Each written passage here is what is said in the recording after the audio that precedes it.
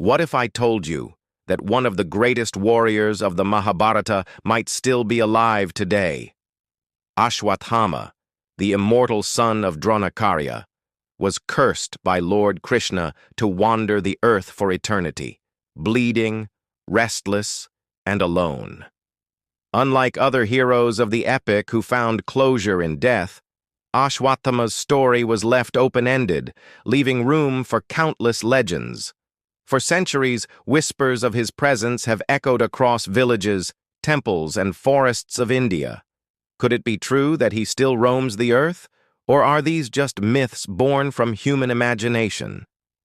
Let's dive into the fascinating folklore and modern-day sightings of Ashwatthama. The Curse of Ashwatthama. To understand the folklore, we must revisit the curse that shaped his destiny. Ashwatthama was the only son of Guru Dronacharya, the martial teacher of both Kauravas and Pandavas. Fierce, skilled, and loyal to Duryodhana, Ashwatthama became infamous for his actions during the final days of the Kurukshetra war. After Duryodhana's death, he, along with Kritavarma and Kripacharya, attacked the Pandava camp at night and slaughtered the sons of Draupadi in their sleep, a deed that sealed his downfall. When Draupadi demanded justice, the Pandavas captured Ashwatthama. Enraged, Krishna cursed him. "You shall roam this earth for 3,000 years, suffering from unhealed wounds, loneliness, and rejection.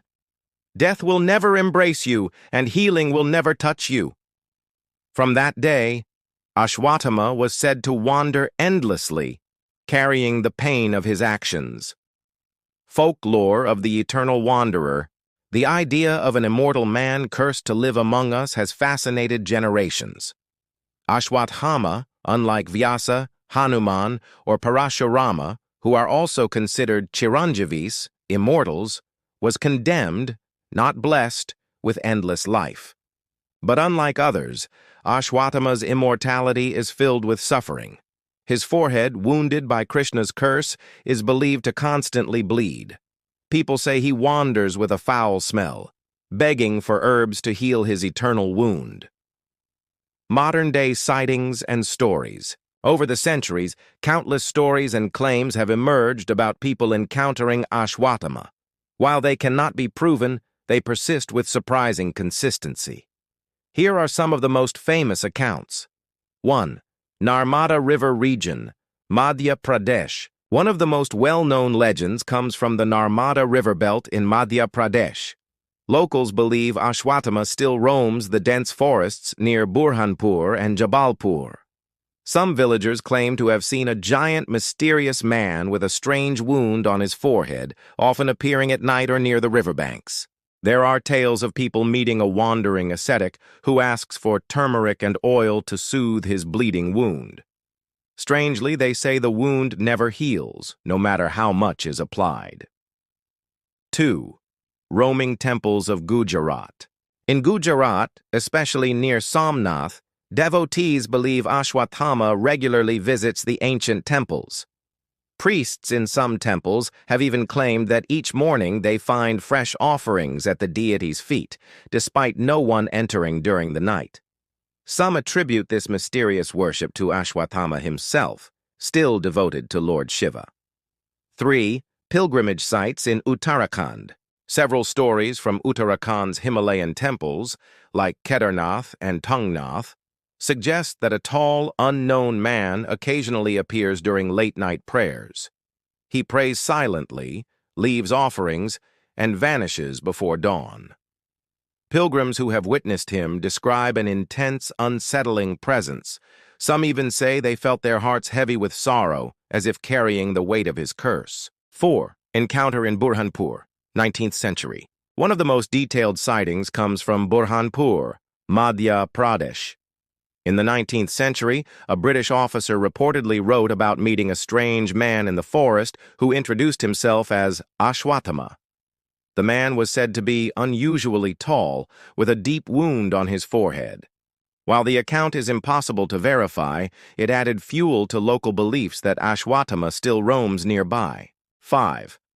Recent folklore in villages. Even in modern times, rural stories continue.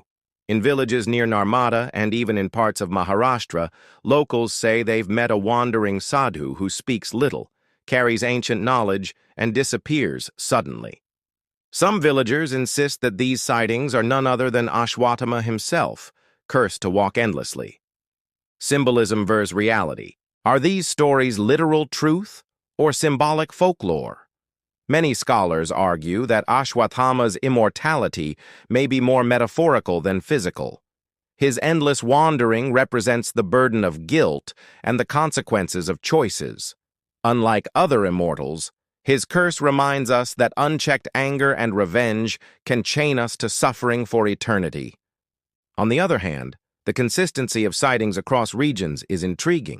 From Madhya Pradesh to Gujarat and the Himalayas, stories echo the same details: a tall man, a bleeding forehead, a restless wanderer. Perhaps Ashwatthama has become a living myth, where faith and imagination keep his presence alive.